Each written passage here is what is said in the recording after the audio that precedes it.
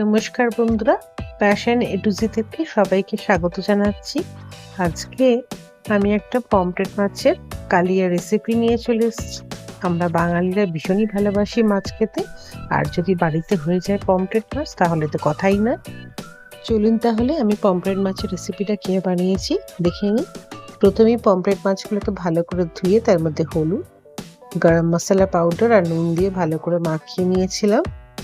তারপর আমি একটা পাত্রের মধ্যে তেল দিয়ে পমফ্রেট মাছগুলোকে ভালো করে ফ্রাই করে নিয়েছিলাম। অন্তত 5 থেকে 6 মিনিট চাপা দিয়ে আমি এপিট ওপিট করে ভালো মতন পমফ্রেট মাছগুলোকে ভেজে নিয়েছিলাম। পমফ্রেট মাছগুলো একদমই ফ্রেশ ছিল, খুবই নরম, তো সাবধানে আমি এপিট ওপিট করে ভেজে নিয়েছিলাম যাতে ভেঙে না যায়। পমফ্রেট মাছগুলো অলমোস্ট ভাজা হয়ে গেছে।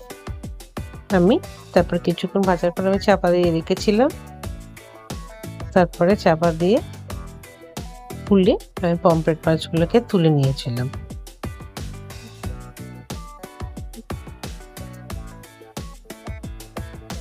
একটু তেল দিয়ে তেলের মধ্যে হলুদ, গরম মশলা পাউডার, জিরে গুঁড়ো দিয়ে ভালো করে ফার্স্টে কষিয়ে নিয়েছিলাম। তারপর এর মধ্যে আমি পেঁয়াজ আর টমেটো বাটা দিয়ে দিয়েছিলাম।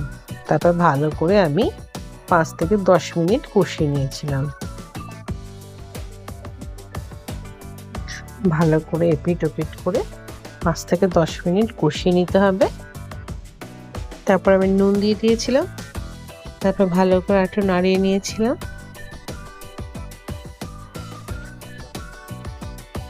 10 মিনিট কষানোর পর আমি এর মধ্যে জিঞ্জার গার্লিক পেস্ট দিয়ে দিয়েছিলাম। তারপর ভালো করে আরও আমি 5 থেকে 7 মিনিট ভালো মতন কষিয়ে নিয়েছিলাম।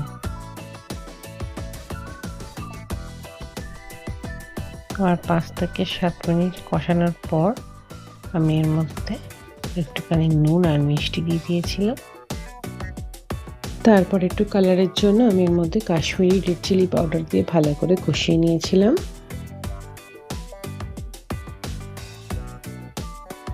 বেশ অনেকখানি আমার কষানো হয়ে গেছে।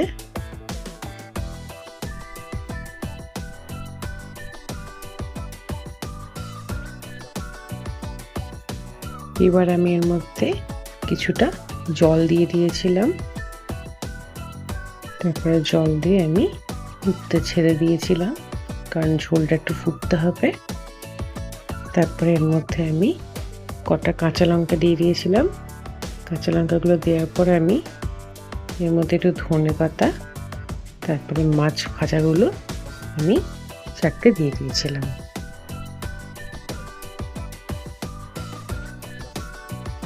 তারপরে বেশ 5 থেকে 6 মিনিট আমি এটাকে ফুটিয়ে নিয়েছিলাম।